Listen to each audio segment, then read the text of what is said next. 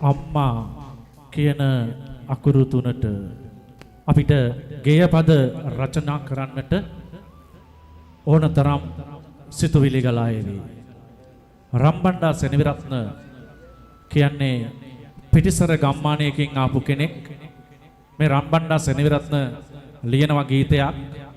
ඒ ගීතය අපි කවුරුත් අහලා ඇති. ඔයගොල්ලොත් අහලා ඇති. ගුණදාස කපුගේ තමයි ගායනා කරන්නේ මේ ගීතය. සංගීතයත් ගුණදාස කපුගේ. මේ ගීතයේ විශේෂත්වයක් තියෙනවා. මේ සමහර ගීත විචාරකයෝ කියනවා මේ දවසක් පැල නැති හේනේ අකාල මහා වැහි වෙස්සා. තුරුලේ හංගාගෙන මා ඔබ තෙමුණා අම්මේ. පායන තුරු හිටි පියවර හිටියා ඔබ අම්මේ.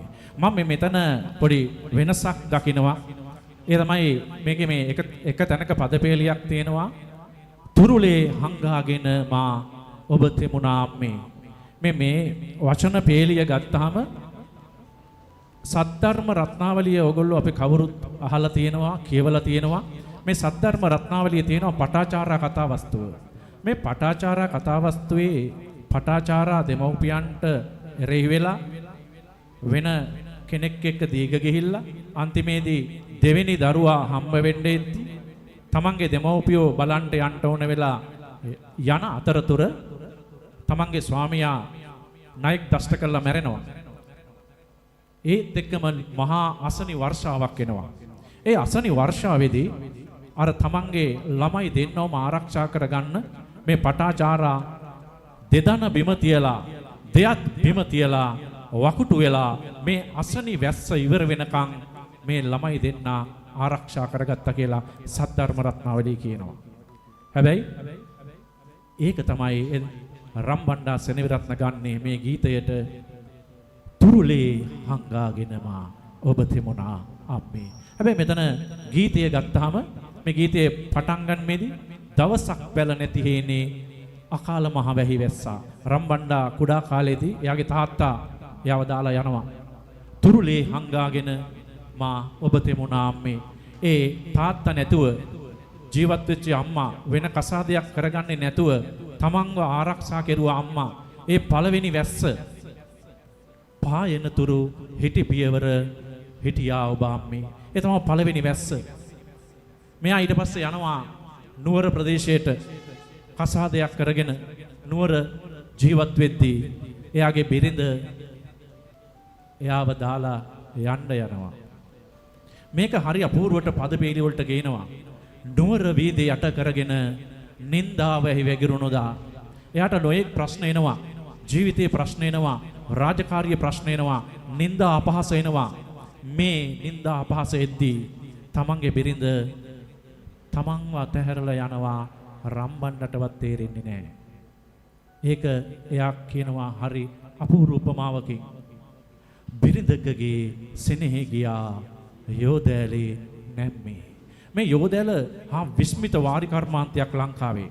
තිසා වැවෙන් කලා වැබට වතුර ගේද්දී මේ යෝදෑල හැදුවේ අපේ එදා ශිල්පියෝ හරියට සතැප්මට අඟලක බැස්මක්. හරියට සිග්සැග් ක්‍රමයට තමයි වතුර බහගෙන යන්නේ.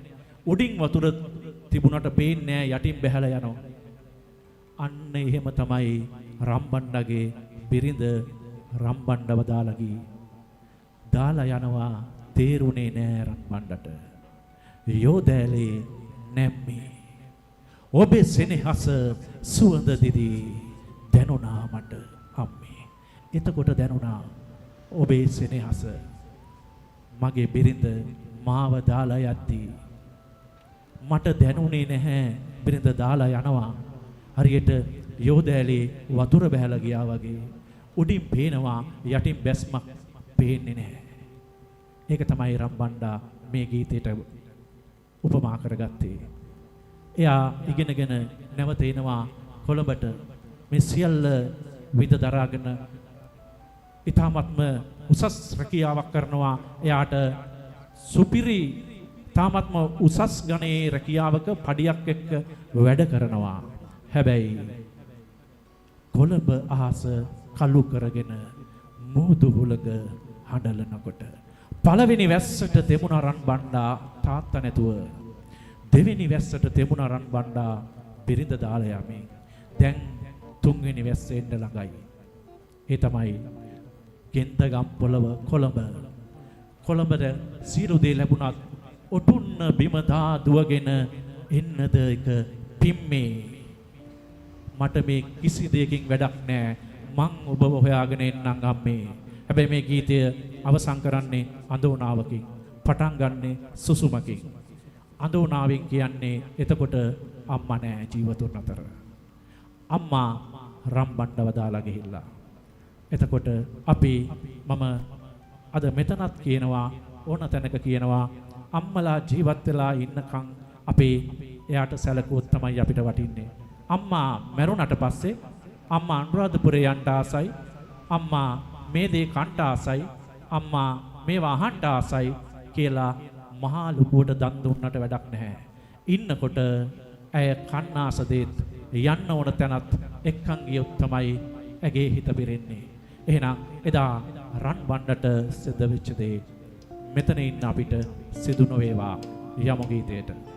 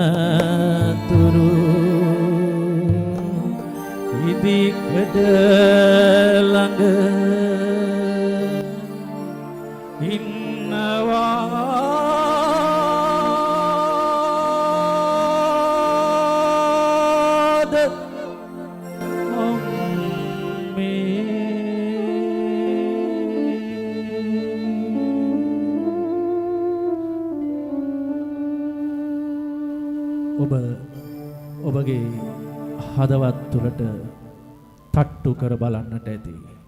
ඔබ විඳින්නට ඇති. ඒක තමයි අපි අතහැරපු ජීවිතේ.